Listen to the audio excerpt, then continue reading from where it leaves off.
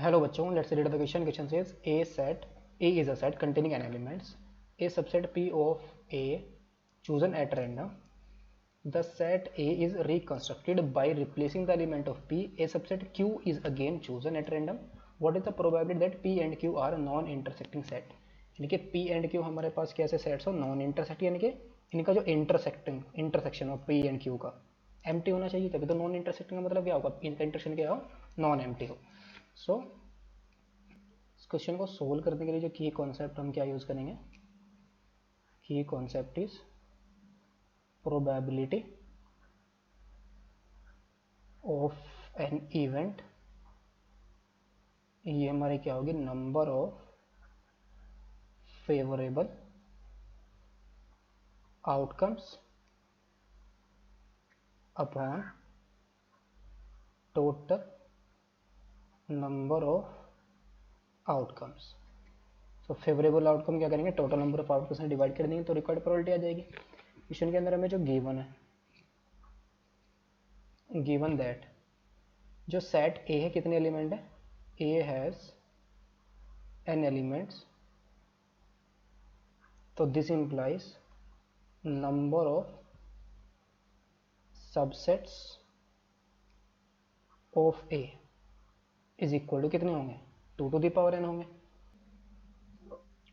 Number of subset A के कितने होंगे, 2 raised to the power n होंगे.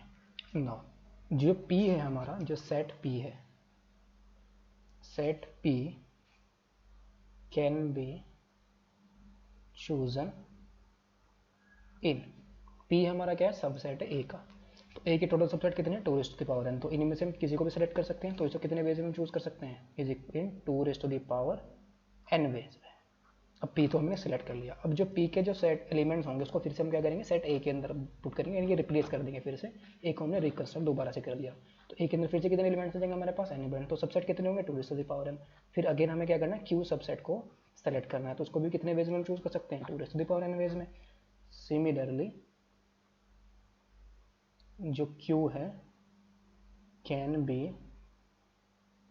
Chosen in 2 raised to the power n ways. तो p and q दोनों को हम कितने वेज में चूज कर सकते हैं. So therefore p and q can be chosen in 2 raised to the power n ways में p को और 2 raised to the power n ways में q को. तो दोनों को सेलेक्ट करने कितने वेज में सेलेक्ट करेंगे, 4 to the power n ways में p एंड q दोनों को हम सेलेक्ट कर सकते हैं. नाउ अब यहाँ पर हमें क्या करना है, p and q non probability find out करनी है कि p एंड q हमारे कैसे हो, नॉन इंटरसेक्टिंग सेट्स हो. नॉन इंटरसेक्टिंग सेट्स यानी कि इंटरसेक्शन में क्या हो हमारा एम्प्टी. तो अगर हमारे पास लेट सपोज ये p सेट है और ये हमारे पास क्या है, q सेट है. हमने क्या करा, लेट सपोज p के अंदर हमने क्या करा, r एलिमेंट सेलेक्ट किए. n में से हम कोई भी r एलिमेंट सेलेक्ट कर सकते हैं. तो p के अंदर हमारे कितने एलिमेंट्स हैं, r एलिमेंट्स हैं. अब p के अंदर कितने एलिमेंट, यानी कि जो p हमने सबसेट लिया a का, उसके अंदर r एलिमेंट्स हैं. अगर और q के इन दोनों का इंटरसेक्शन हमें क्या चाहिए, एम्प्टी चाहिए. सॉरी नॉन एम्प्टी नहीं, एम्प्टी चाहिए ना, नॉन इंटरसेक्टिंग है तो ये एम्प्टी चाहिए हमें.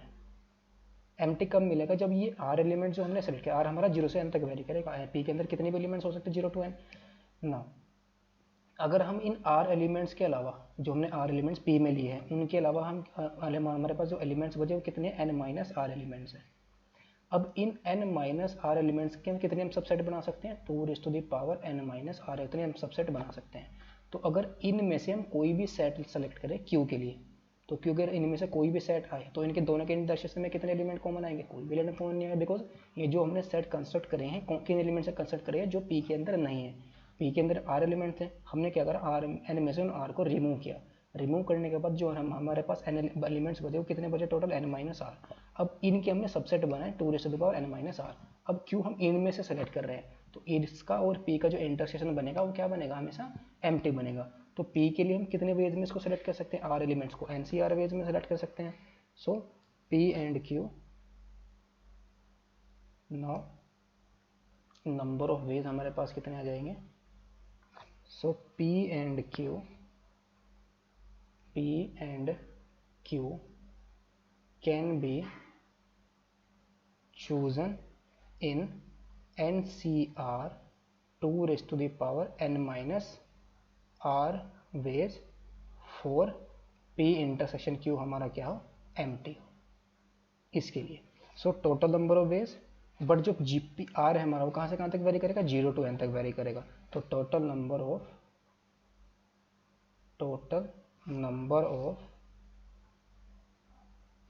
Number of sets P and Q, total number of non-intersecting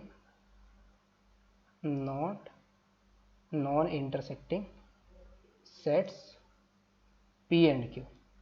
तो ये हमारे पास आ जाएगा summation R is equal to 0 to n, N C R ways में P के एलिमेंट सेलेक्ट कर सकते हैं, Q के एलिमेंट्स को 2 to the power n minus R ways में सेलेक्ट कर सकते हैं।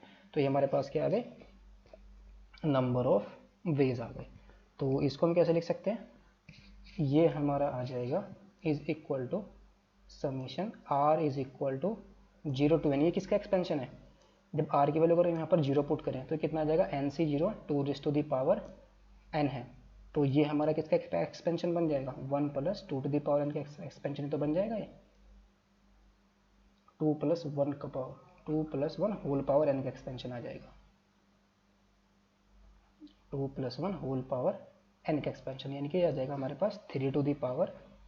अगर हम इसको एक्सपेंड करें ना, इसको मैं समीशन में ना लिख के कैसे इसका एक्सपेंड कर सकते हैं, इसको 2 + 1 का एक्सपेंशन होता है। तो ये कितना होता है हमारा a + b whole power n का expansion, NC0 a to the power n into b to the power 0, फिर NC2 a to the power n, NC1 a to the power n minus 1 into b to the power 1। तो ये किसका expansion है हमारा, binomial 2 + 1 whole power n का expansion है।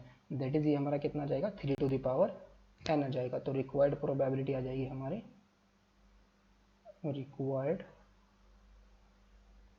Probability ये कितनी आएगी हमारी, favourable upon total, that is 3 to the power n upon 4 to the power n। तो 3/4 होल पावर n, ये हमारी क्या आ गई, probability. Hope you understood it well, best of luck, thank you.